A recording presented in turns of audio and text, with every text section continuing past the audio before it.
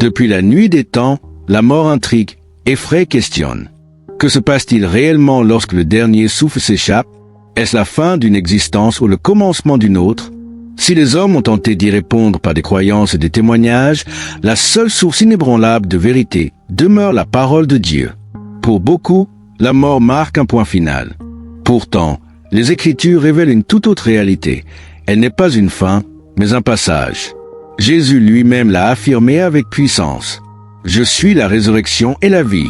Celui qui croit en moi vivra, même s'il meurt. » Jean 11h25. Ainsi, la mort n'est pas une extinction, mais une transition vers un au-delà où chacun récoltera les fruits de ses choix terrestres. La Bible trace deux chemins distincts, l'éternité dans la présence de Dieu pour ceux qui ont accepté Christ et la séparation éternelle pour ceux qui l'ont rejeté. L'histoire du riche et de Lazare, Luc 16, 19-31, en est une illustration frappante. Dès la mort, le sort de chacun est fixé pour l'éternité. Il est réservé aux hommes de mourir une seule fois, après quoi vient le jugement. Hébreux 9h27. Ainsi, la mort n'est pas une loterie du hasard, mais l'entrée dans l'éternité selon les choix faits ici-bas. Un jour, chacun se tiendra devant le Créateur pour rendre compte de sa vie. L'Apocalypse lève le voile sur ce moment solennel. Les morts furent jugés selon leurs œuvres, d'après ce qui était écrit dans les livres. Apocalypse 20h12. Aucune action ne restera cachée. Pour ceux qui sont en Christ, aucune condamnation n'existe. Romains 8h1. Mais pour les autres, le jugement sera irrévocable. Matthieu 25, 41. Contrairement à certaines croyances populaires, la Bible est claire. Les morts ne savent rien de ce qui se passe sous le soleil. Les vivants savent qu'ils mourront, mais les morts ne savent rien. Ecclésiaste 9h5. Ils n'interviennent pas dans le monde des vivants et toute tentative de communication avec eux est non seulement illusoire, mais dangereuse. Dieu met en garde contre toute forme de contact avec les esprits. Deutéronome 18, 10-12.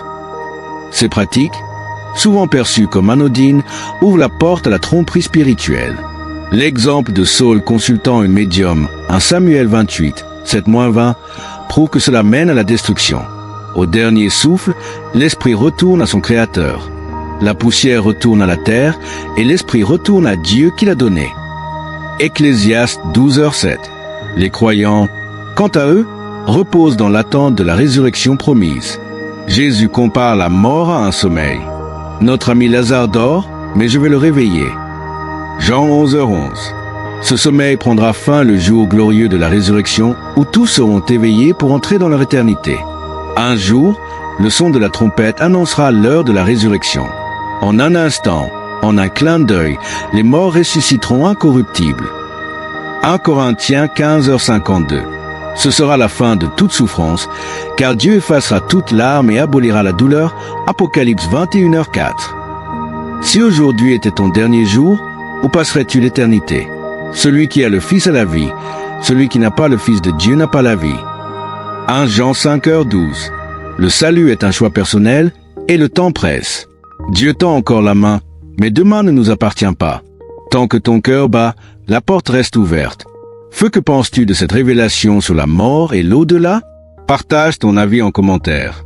Si ce sujet t'interpelle, abonne-toi pour découvrir encore plus de vérités bibliques.